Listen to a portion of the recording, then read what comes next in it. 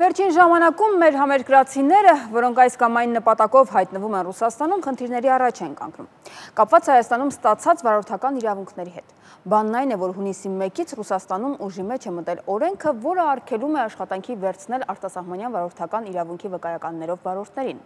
Օրենքի փոփոխությունը կատարվել է դեռևս 2013 թվականին Մոսկվայի մարզում հայաստանցի վարորդ Հրաչյա Հարությունյանի մասնակցությամբ ողբերգական վթարից հետո։ 4 տարին տրվել է որպես անցումային ժամանակաշրջան։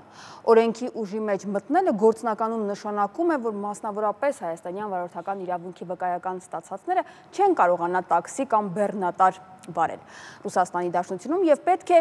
այդ երկրում վարորդական քննություն հանձնել։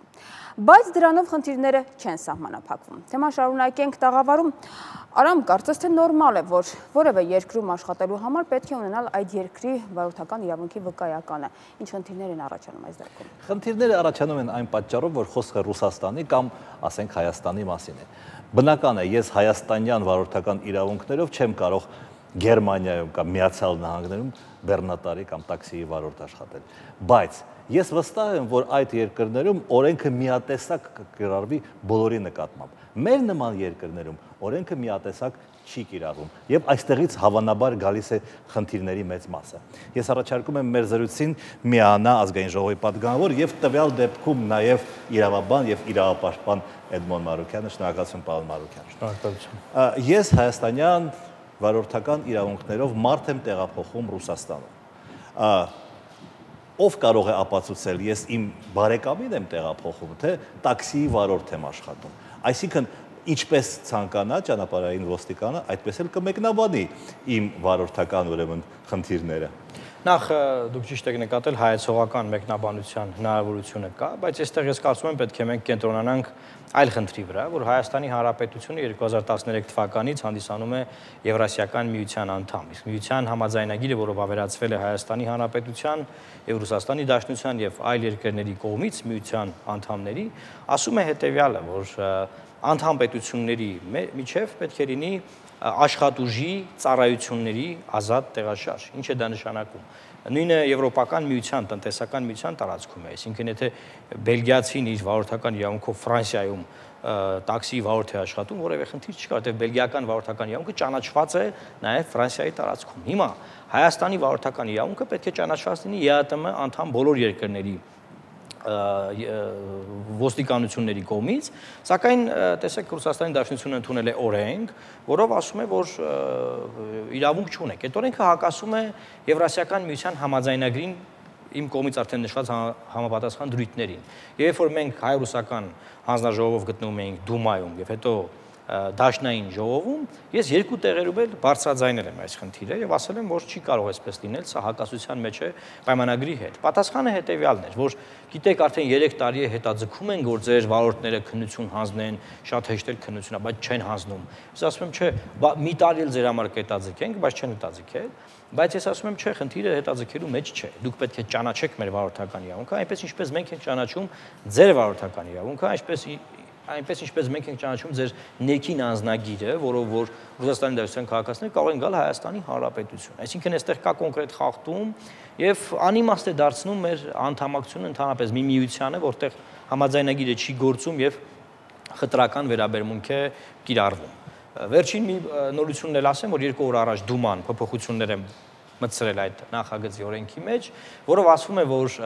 Ղրղզստանի քաղաքացիների համար բացառություն են անում եւ նաեւ այն երկրների քաղաքացիների համար, որտեղ որ ռուսերենը երկրորդ պաշտոնական լեզու է։ Էլի Հայաստանի համար որևէ բացառություն չի արվել եւ էլի Եվրասիական տնտեսական միության համաձայնագիրը չի կիրառվել։ Պարոն Մարուկյան, թերևս այստեղ կա նաև ուրիշ խնդիր։ Նկատի ունենալով կոռուպցիայի մակարդակը, թերևս գործատուները եւ վարորդները կարողանան կաշառք ստանալու դիմաց այդ վկայականը ստանալ։ Կաշառք տալով կարելի է ԵԱՏՄ անդամ բոլոր երկրներում էլ ստանալ վկայական, եւ եթե մենք դառնում ենք տնտեսական մեկ կառույց եւ ասում ենք, որ աշխատուժը կարող է ազատ տեղաշարժվել, ծառայությունները կարող են ազատ տեղաշարժվել, ուրեմն մեր տաքսի ծառայություններից ցանկացածը կարող է իր մասնաճյուղը բացել Ռուսաստանի Դաշնությունում եւ Հայաստանի վարորդական իրավունքներով այնտեղ կարող են մարդիկ աշխատել։ Նույնը այնտեղից օրինակ Yandex տաքսին կարող է այստեղ բացել։ Սա կոչվում է տնտեսական միություն, ինչի մեջ մենք կանք։ Հիմա ես ինչն եմ վիճարկում։ Ես ասում եմ, եթե չի գործում այդ միությունը, չկա այդ կամքը ընդունված համաձայնագրերը կյանքի կոչելու եւ պետք է ամեն երկիր իր համար օրենքներ ընդունի եւ խտրական վերաբերմունք կիրառի կամ ընդդեմ համաձայնագրի գնա, ուրեմն անիմաստ է մեր այդ միության անդամակցությունը, մենք մտածենք այլ բանի մասին, դուրս գանք այլ միության մեջ։ Պարոն Մարուկյան, միության համաձայնագրում գրված է, որ փոխադարձ ճանաչվելու են վարորդական իրավունքները։ Ոչ, գրված է, որ ծառայությունների եւ աշխատուժի ազատ տեղաշարժը երաշխավորվում է միության տարածքով։ Դա կարելի է 1000 ձևի մեկնաբանել։ Չէ, միանշանակ դա մեկնաբանվում է հետեւյալ կերպ, որ Հայաստանի Հանրապետության ցանկացած քաղաքացի կարող է գնալ եւ Ռուսաստանի Դաշնությունում կամ Բելարուսում կամ այլ միութենական երկրում անցնել աշխատանքի եւ որևէ խնդիր նա չի կարող ունենալ, բնականաբար նա իր ազգային փաստաթղթերով է անցնելու աշխատանքի, որովհետեւ ինքը միության մյուս անդամ երկրի քաղաքացի է եւ մենք պետք է փոխադարձաբար ճանաչենք մեկս մյուսի փաստաթղթերը։ Իսկ որ օրենքներն են գերակա ազգային ռուսական տվյալ դեպքում թե ԵԱՏՄ ընդունված համաձայնագիր։ Ցանկացած միջազգային համաձայնագիր ունի ավելի բարձր իրավաբանական ուժ, եթե ազգային օրենսդրության մեջ կա հակասություն, ապա կիրառվում է միջազգային համաձայնագրի համապատասխան դրույթները։ Հետևաբար ակնհայտ է, որ պետք է իրանք կիրառեն համաձայնագիրը եւ ճանաչեն մեր վարորդական իրավունքները։ Ես գիտեմ, որ դուք դիմել եք Տիգրան Սարգսյանին, ինչ թեմայով։ Այո, ես պաշտոնապես դիմել եմ ԵԱՏՄ հանձնաժողովի նախագահին, որը պարտավոր է հետևել համաձայնագրի դրույթների կյանքի կոչմանը եւ եթե խնդիրներ կան համապատասխան քայլեր ձեռնարկի եւ դեռևս որևէ պատասխան չկա։ Ավելին նաեւ բանավոր կառավարության ծրագրի քննարկման ժամանակ դիմել եմ մեր վարչապետին, որ այդքան Մոսկվա եք այցելում, չգիտեմ, Բիշկեկ եք գնում, Մինսկ եք գնում, այնտեղ չեք կարողանում մեր վարորդների խնդիրը լուծել, այդ հարցը չեք կարողանում բարձրացնել։ Այստեղ նաև խոսակցություններ կային այն մասին, որ լատինատար եթե լինում է վկայականներ, ապա դա խնդիր է առաջացնում։ Ռուսները ցանկանում են կիրիլիցայով այդպիսի վկայականներ ունենալ, բայց դա երկրորդ աբսուրդն է, որը միշտ եղել է։ Նաև կա հետևյալը, որ երբ որ մեր անձնագրերը նրանք վերցնում են, ասում են ռուսական թարգմանություն չկա, գնացեք թարգմանություն բերեք, բայց նույն բանը նա չի կարող ասել բրիտանացուն, իտալացուն, չգիտեմ, այլ երկրացուն։ Այսինքն սա, չգիտեմ, խայտարակ պրակտիկա է, որի դեմ պետք է իրենք պայքարեն, որովհետև չի կարող լինել միջազգայինորեն ճանաչված լեզվով փաստաթուղթ, որը իրենք ասեն, չէ, պետք է մի հատ էլ ռուսերեն լինի։ Որովհետև եթե վարորդական իրավունքների մասին ենք կոնկրետ խոսում, այնտեղ կա Վիեննայի համաձայնագիր, որով որ սահմանվում է միջազգային կարգի վարորդական իրավունքը։ Անգամ ես կարող եմ ասել, որ Միացյալ Նահանգներում, եթե մարդը նոր է ժամանել, հայկական վարորդական իրավունքով կարող է ժամանակավոր վարել մեքենան, մինչև ամերիկյանը հանձնել, ամերիկյան քննությունները հանձնել։ Իսկ Եվրոպայում միշտ կարող է։ Եվրոպայում միշտ կարող է։ Իսկ պատկերացրեք, մենք միության անդամ ենք եւ այդ միության խոսքը այնուամենայնիվ Եվրոպայում վարորդ աշխատելու մասին չէ, խոսքը նրա մասին է, որ ես Եվրոպայում եւ Ռուսաստանում իմ որպես տուրիստ կարող եմ քշել։ Գիտեք, երբ որ խոսքը գնում է այդ աշխատանքի մասին, որովհետեւ Եվրոպայում դու աշխատելու իրավունք չունես, ի սկզբանե Ռուսաստանի Դաշնությունում ունես այդ աշխատելու իրավունքը։ Հիմա կարող են նաեւ մարդկանց ուղակի իրենց անձնական խնդիրներով, հա, մեքենան վարելուց լինես, կանգնեցնեն եւ ասեն դու օրինակ փողով ես։ Ինչպես եւ գայիշնիկը ռուս անպայման կանի։ Եվ իրավունք չունես, բա օրենքը ընդունել ամսի 1-ից եւ այլն եւ այլն։ Այստեղ նաեւ իրավագիտակցությունը բարձրացնելու խնդիր կա վարորդների, որ մինչեւ վերջ պայքարեն։ Գիտեք, ես լավ ուրիշ չի, որ մեր վարորդներն այնտեղ աշխատում են, որ մի հատ իրավագիտակցությունը նրանց բարձրացնենք, որ այնտեղ պայքարեն, խնդիրը հետեւյալում է։ Ունենք համապատասխան կառույցներ, ունենք իշխանություններ, կառավարություն,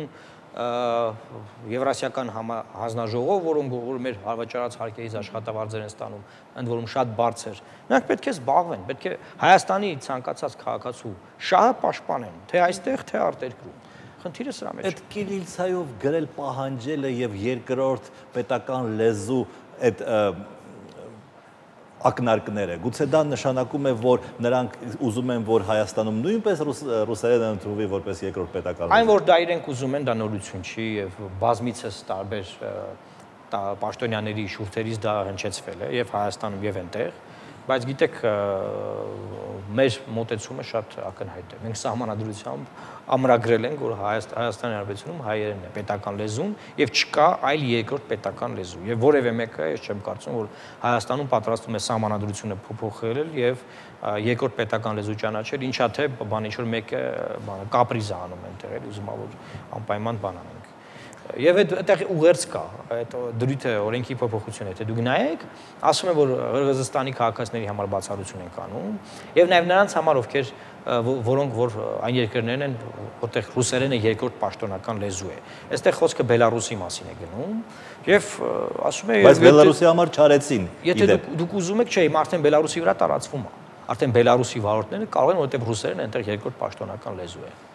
Այստեղ խնդիրը լուծում են։ Լավ, ես այլ տեղեկություններ ունեմ, բայց կարևոր է։ Այստեղ այլ խնդրի մասին էլ խոսվեց։ Եթե փոխվում է այցի նպատակը, ապա պետք է տուգանել։ Եթե մարդը գնացել է օրինակ ճանաչողական այցով եւ հանկարծ օգնում է իր բարեկամին այնտեղ խանութում առևտուր անել, սրա դեպքում տուգանելը որքանով է իրավաչափ։ Գիտեք, եթե մարդը աշխատանքի է անցել, պետք է համապատասխան կարգով հրամանագրվի, հարկեր վճարի եւ այդտեղ տուգանքի խնդիր չի առաջանա։ Եթե նա թաքնված վարձու աշխատող է, բնականաբար ՌԴ օրենսդրությամբ սահմանված կարգով նա վարչական